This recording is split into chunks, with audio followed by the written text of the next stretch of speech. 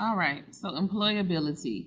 This refers to the level to which someone is likely to gain employment and be successful in a career. Concerns skills which are needed to be effective in any job market and workplace. So, what is employability? How likely you are to be able to get a job.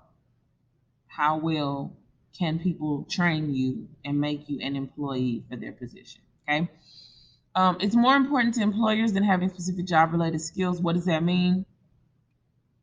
If people know that I can be a good person to work for them, that's better than having the skills because they can teach me the skills. But am I employable? Okay. Am I trainable? Am I able to listen to people? Do I get along with people well? Those are soft skills, right? Because they're not necessarily hard things that I know how to do, like measuring things or drafting things or creating things. It's more of like who I am as a person. Okay. So as I just said, it's soft skills. Okay, it benefits the employee, the employer, the workforce, the community, and the economy. And those are the skills that and attitudes that help people get along with people, solve problems, become good ambassadors for the organization, etc. Okay, what are employability skills?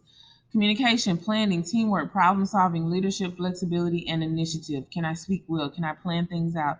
Do I work well on a team? Do I solve problems well? Am I a leader? Am I flexible? Things change. Am I able to adapt to them? And do I initiate work? Okay, or do I just sit there and just let stuff go and not do anything else? Communication is very important in careers. You need to know how to speak well. You need to know how to get messages across, and you need to know how to listen very well so that you don't have to come back and ask 1,000 questions. Communication. Okay. Planning, very important as well because planning is usually linked to time and money. Okay. Time and money are important. Time and money go hand in hand. You need to be able to plan if you're going to be in a position.